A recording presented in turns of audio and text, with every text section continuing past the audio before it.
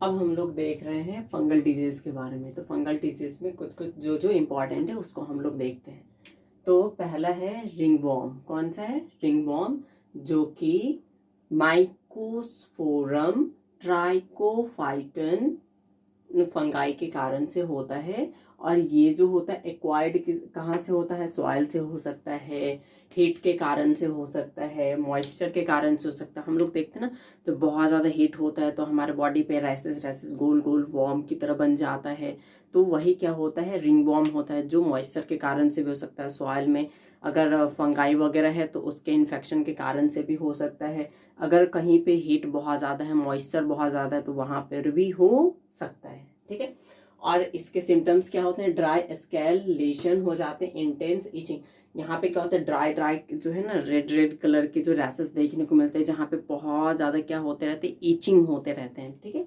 और इससे हम लोग बच कैसे सकते हैं? तो अवॉइड कर सकते हैं जो इन्फेक्टेड पर्सन है उसके आर्टिकल्स को, जैसे क्लॉथ को अवॉइड कर सकते हैं, टॉवल को अवॉइड कर सकते हैं, उसके द्वारा जो कॉम्ब किया गया है, जो कॉम्ब है उसको अवॉइड कर सकते हैं। इस तरीके से हम खुद को बचा सकते हैं वो रिंग वॉर्म होने से, मतलब वो फंगल इन्फेक्शन होने से।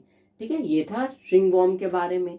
ठीक है। डोविया एच और क्रॉच एच या फिर टीना क्रोसिस। ठीक है। ये जो है तीनों एक ही के कारण से होता है। वो होता है, उस फंगाई का नाम है कैंडिडा एल्बिकन्स। क्या नाम है? Candida albicans. इसमें हमको ट्रांसमिशन किसके थ्रू होता है? तो देखिए, direct contact of the object handled by infected person. Infected person के द्वारा कोई सा भी ऑब्जेक्ट छुआ गया है, उसको यदि हम लोग क्या कर लेंगे? टच कर लेंगे, तो वो जो फंगाई है वो हमारे बॉडी में क्या हो जाएंगे? ट्रांसमिट हो जाएंगे। ठीक है।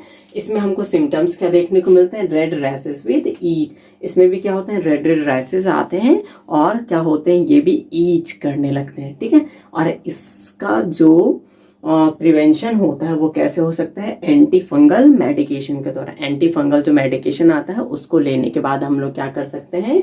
इससे रिलीफ हो सकते हैं। ठीक है। अब नेक्स्ट हमारा प्रोटोजोन्स डिजीज। अब कुछ प्रोटोजोन्स डिजीज में इसको हम लोग देखते हैं। यहाँ पे है कालाजार। कालाजार जो है वो होता है लिस्मानिया डोनोवानी के कारण से। लिस्मानिया डोनोवानी के कारण से होता है। ये कैसे फैलता है?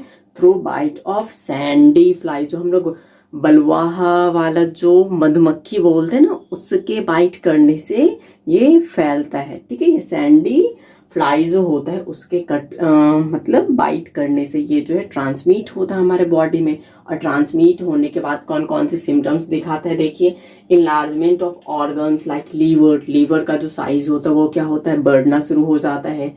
इसमें और भी सिम्टम्स देखने को मिलते हैं, जैसे फीवर होने लगता है, जॉन्डिस होना शुरू हो जाता है, स्किन पिगमेंटेशन होने लगता है, मतलब स्किन का जो कलर है ना वो इफेक्टेड हो जाता है।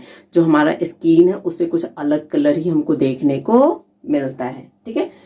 और इससे हम लोग बच कैसे सकते हैं? तो ये जब भी ऐसा कुछ सिम्टम्स हमको दिखेगा तो हम लोगों को क्या करना चाहिए? जो फिजिशियन होते हैं, डॉक्टर्स होते हैं, उनके पास जाके हमको दिखवाना चाहिए। ठीक है। उनसे ट्रीटमेंट जाके लेना चाहिए।